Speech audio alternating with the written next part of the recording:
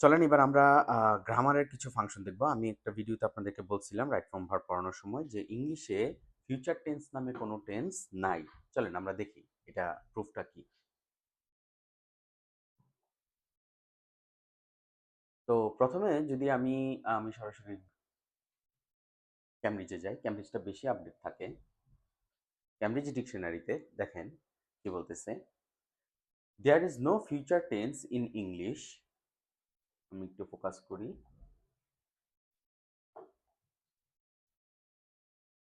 There is no future tense in English. খেয়াল করছেন, no future tense in English, ইংলিশে কোনো ফিউচার টেন্স নাই। We use several different ways to talk about the future. আমরা অনেকভাবে ফিউচারটাকে প্রকাশ করতে পারি। দ্য মোস্ট কমন, আর সবচেয়ে কমন যেটা দেখেন, দে আর গোয়িং টু, মানে am is are was were, এটা প্লাস গোয়িং টু, এটা যখন ইউজ করবেন এটা মানে প্রেজেন্ট টেন্স দিয়ে কথা বলতেছেন বাট মিনিংটা হবে future. They are going to build a new shopping centre here. তারা এখানে একটা নতুন শপিং সেন্টার বানাতে যাচ্ছে, বানায় নাই কিন্তু, বানাচ্ছে তাও না, বানাতে যাচ্ছে, ফিউচার।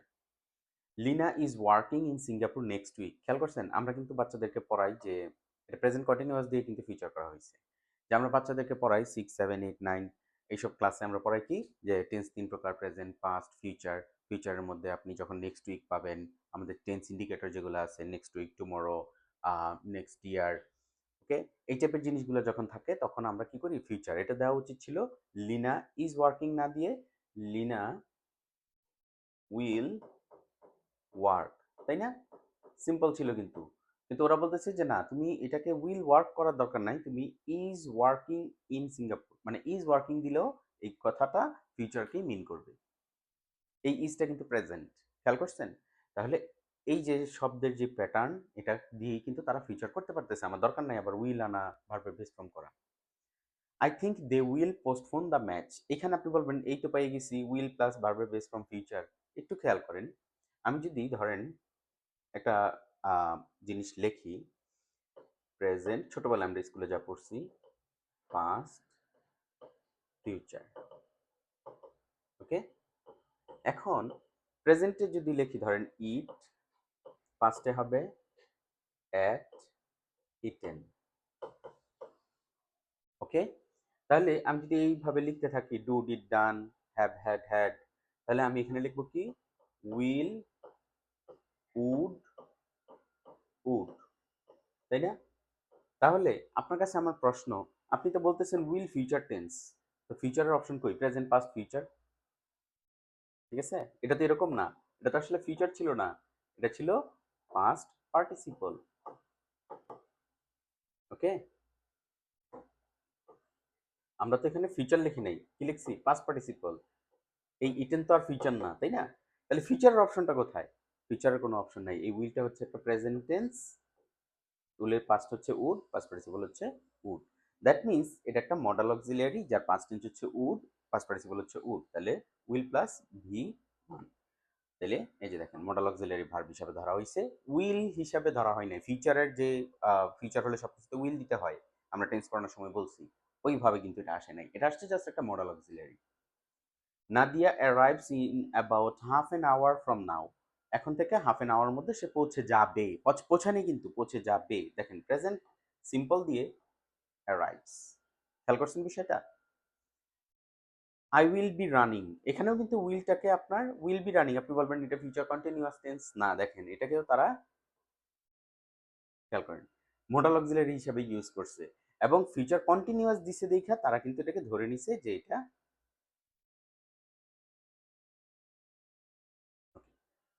এটা ফিউচার টেন্স, কিন্তু করছে কিন্তু মোডাল অক্সিলারি দিয়ে, ওকে।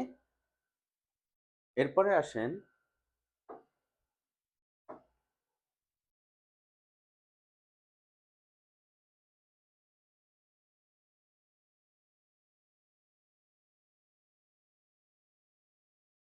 হ্যাঁ, do you think, sorry, do you think the lecture will have started, future perfect, we are late, do you think the lecture will have started.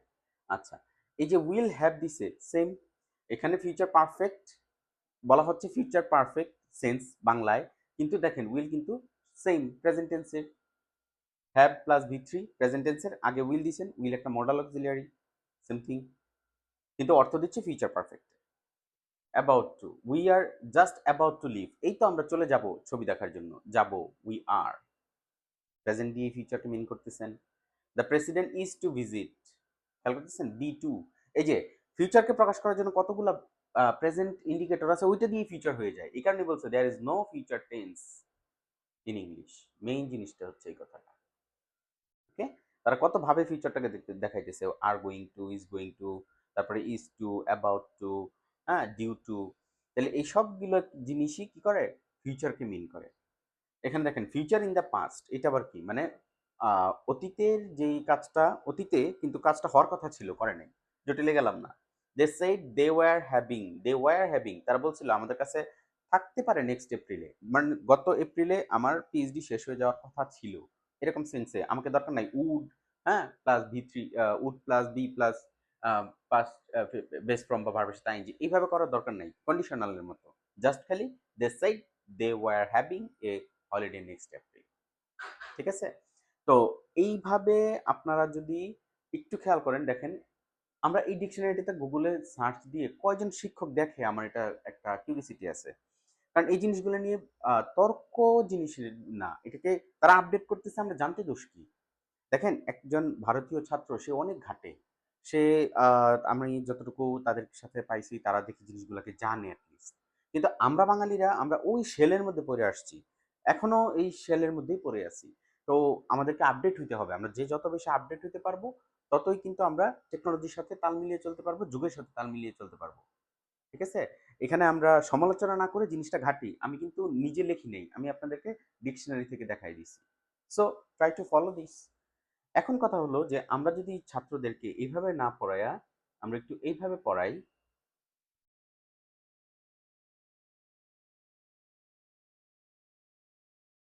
আমাদের পড়ার স্টাইলটাকে চেঞ্জ করি, যেমন আমরা দুর্বল কেন ইংলিশে, খেয়াল করেন আমরা দুর্বল হলো ছোটবেলায় যখন টিচাররা আমাদেরকে মারতো, পিটায় পিটায় পড়াইতো, স্কুলে পড়া দিত, আমরা ভয়ে পড়তে যেতাম না।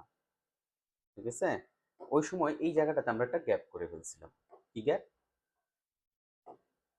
প্রেজেন্ট, পাস্ট, ফিউচার, সরি খালি ফিউচার আসতেছে, পাস্ট পার্টিসিপল, পাস্ট পার্টিসিপল। ওকে,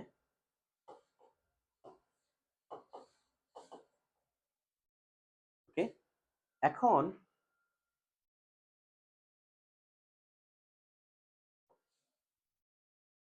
ধরেন আমরা ছোটবেলায় যখন প্রথম দিন অ্যাডভান্স বইয়ে ক্লাস 9-10 আমাদের যে জনপ্রিয় বই, অ্যাডভান্স বইয়ের মাঝে যে শব্দগুলো দিছিল, যে eat ate eat and do did done have has had had, তারপরে হচ্ছে এভাবে flow flew flown, flow flowed flowed, fly flew flown, তখন সহজগুলো আমরা পড়ছি, কিন্তু কঠিন যেগুলো আছে সেগুলো পড়ি নেই। চলেন একটু টেকনিক ঘুরাই দিই, সেটা হলো আমরা সবগুলো পড়বো না, যেগুলো ইডি আছে এগুলো পড়বো না, জাস্ট খালি যেগুলো ব্যতিক্রম আছে একটু সময় দিয়ে ওই জিনিসগুলো দেখে নিব। যারা অ্যাটলিস্ট আমরা এইচএসসি পাস করে ফেলছি তারা তো অবশ্যই দেখে ফেলবো। ওকে, এখন এই জায়গাটাতে যখন আমরা কথা বলতে যাই, ধরেন গো, ওয়েন, গন, ওকে, তারপরে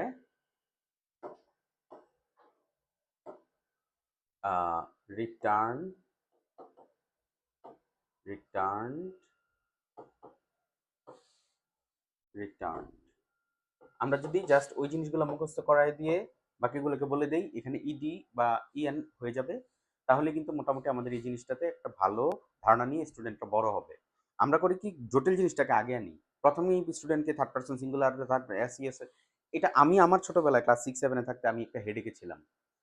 বাট পরে যখনই আমার কাছে একটা মজার বিষয় হলো, আমি অনেক ইংলিশ টিচারের কাছে পড়ছি, কিন্তু ইংলিশটা আমি ইংলিশ টিচারের কাছ থেকে ক্লিয়ারলি বুঝি নাই, আমি শিখতে পারছি অঙ্ক টিচারের কাছ থেকে, উনি আমাকে ম্যাথের মতো করে জিনিসটা বুঝাই দিছে, তখন থেকে বুঝতে পারছি সিম্পল জিনিস connected, you have to connect the every dots of the language.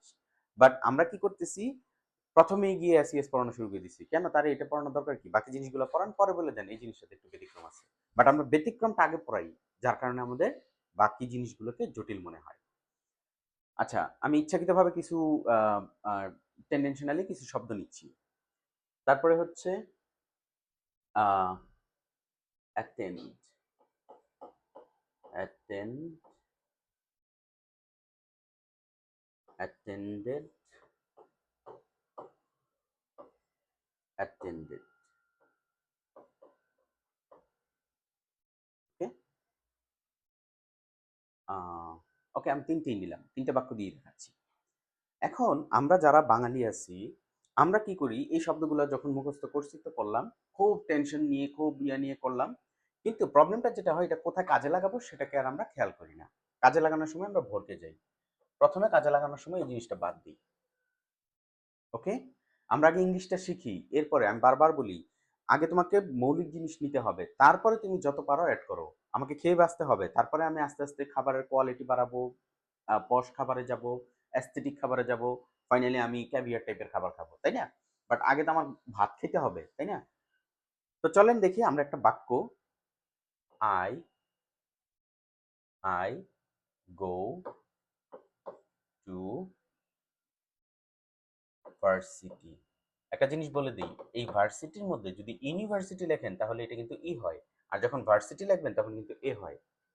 I go to varsity and return return return at 5 p.m.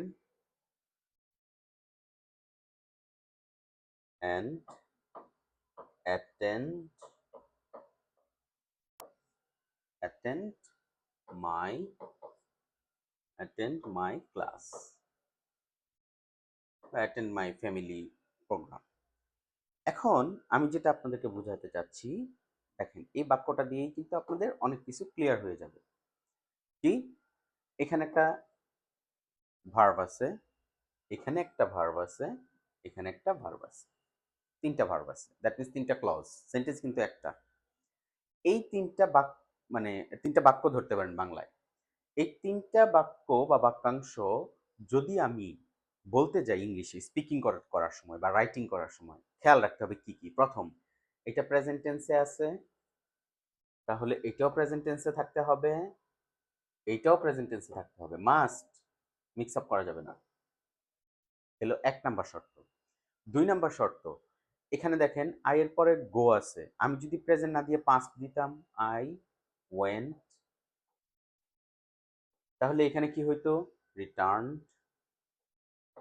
এখানে কি হইতো, অ্যাটেন্ডেড, পাস্ট টেন্সে, পাস্ট পাস্ট। ক্লিয়ার? এবার ধরেন যে আমি প্রেজেন্টে রাখলাম, পাস্টেও রাখলাম, আমি এটা ফিউচারে কেন করব না? ফিউচার দিতে হলে কন্ডিশন লাগে, অথবা দুইটা অংশকে শর্তমূলক করতে হয়, বা একটা জায়গার সাথে একের সাথে সঙ্গতি থাকতে হয়, দরকার নাই ওরকম কথা আমাদের খুব কম আসে। আমরা আগে প্রেজেন্টার পাস্টটাকে ক্লিয়ার করি, পরে ফিউচারে যাব। তো এই হচ্ছে আমাদের প্রথম দুইটা শর্ত, প্রেজেন্ট হলে প্রেজেন্ট, পাস্ট হলে পাস্ট, একই টেন্সে। দ্বিতীয় যে জিনিসটা, সেটা হলো আমাদের বাঙালিদের যে মুদ্রা দোষ।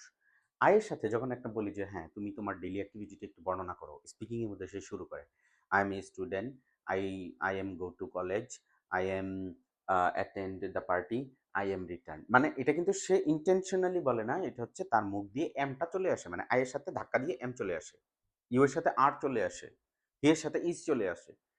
এই জিনিসটাই আমাদেরকে স্পিকিং এর মধ্যে, ইজ বলবো না আর বলবো, এম বলবো না কি বলবো, তা আপনি এটা বাদ দেন, শুধু নিজের ডেসক্রিপশনের ক্ষেত্রে আপনি খালি এম ইজ আর ওয়াজ আর ইউজ করবেন, আর বাকি ম্যাক্সিমাম 90% ইংলিশ আপনি দেখবেন একটা বাচ্চা ইংলিশ মিডিয়াম স্কুলে গেলে come here, go there, don't do it, help me, go there, হ্যাঁ এই টাইপের কথা কিন্তু শিখাইতে শিখাইতে তাকে ক্লাস 1 থেকে 10 পর্যন্ত নেয়, আর আমরা প্রথমেই তারা টেন্সের প্যাসিভ ভয়েসের মধ্যে ফেলাই দিছি, ঠিক না? তো সাধারণত আমরা তো মানুষের সাথে যখন কথা বলবো মেইন ভার্ব দিয়ে কথা বলবো, অক্সিলারি ভার্ব দিয়ে না, তাই না? তো এখানে দেখেন আই এম, এই যে এম এর ভাইরাস, এটা মাথা থেকে সরায় দেন, এই জিনিসগুলো সরায় দেন, তাইলেই দেখবেন আপনার জিনিসগুলো ক্লিয়ার হয়ে যাচ্ছে। এই জিনিসগুলা করা যাবে না, বুঝতে পারছি? এখানেই আমাদের মিস কনসেপশন গুলা ক্রিয়েট হয়। কেন আমি এম দিব, এগুলার তো কোনো ভ্যালু নাই, অর্থ দিবে না। আই গো, আমি যাই কোথায়, কলেজে, ইউনিভার্সিটিতে, তারপরে আমি ফিরে আসি 5টায়, এরপরে আমি একটা ক্লাস অ্যাটেন্ড করি অনলাইনে, অথবা আমি একটা প্রোগ্রামে যাই। তাহলে এই যে আমি যে কথাগুলো বলতেছি সেই জিনিসগুলা কিন্তু তিনটা কনসেপশন থেকে যদি ক্লিয়ার থাকে আপনি স্পিকিং এ রাইটিং এ বেস্ট। প্রথম, একই টেন্সে লিখবেন। দ্বিতীয়, যে টেন্সে লিখতেছেন সেটাকে সবগুলোকে একই রাখবেন, মানে প্রেজেন্ট হলে সবগুলো প্রেজেন্ট, পাস্ট হলে সবগুলো পাস্ট। তৃতীয়, অ্যামিজার নিয়ে এত মাথা ঘামাবেন না, আপনি মূল ভার্ব দিয়ে কথা বলেন, এই যে মূল ভার্ব দিয়ে। ওকে, আমি কিন্তু মূল ভার্ব দিয়ে বলছি। এখন কথা হলো ভাই এইটা তাহলে এইভাবে শেখা দরকার আছে না? এটা শেখা দরকার আছে যখন আপনি ফ্লুয়েন্ট স্পিকার হয়ে গেছেন তারপর। এটা তো আপনার দরকার নাই। এই জিনিসটাকে যদি আমি এগুলা ইউজ করতে চাই আমাকে নিতে হবে I have gone and have returned and have attended. দরকার কি ভাই? এটা তো আমাকে এটা ধরতে, এইগুলা ইউজ করতে হলে আগে আমাকে হ্যাভ অথবা হ্যাজ বেসিক্যালি এটা দিতে হবে। এত জটিলতায় যায়েন না, ঠিক আছে? আর এসইএস এর ঝামেলাটাতে প্রথমেই ঢুকেন না। আপনি জাস্ট সিম্পলি যেই শব্দগুলা জানেন, আমাদের তো একটা পুঁজি আছে। আমরা ১০-১২ বছর ইংলিশের সাথে ঘর সংসার করতেছি। ওই পুঁজিটা দিয়ে আপনি সামনে আগান। প্রবলেমগুলা টিচারদের কাছে সলভ করেন। আমাদের ক্লাস আছে, ভিডিওগুলা দেখেন। ইনশাআল্লাহ সলভ হয়ে যাবে। তো আজকে এটাই ছিল আমাদের এই ভিডিওর জন্য। যদি আপনাদের কোনো কোয়েশ্চেন থাকে, নতুন, নতুন কিছু জানতে চান তাহলে আমাদেরকে কমেন্ট করুন। ভালো থাকবেন, ইউনিক আইএলটিএস এর পাশে থাকবেন। আমাদের ওয়েবসাইটের মাধ্যমে আপনি আমাদের সাথে যোগাযোগ করতে পারেন। ধন্যবাদ সবাইকে। আল্লাহ হাফেজ।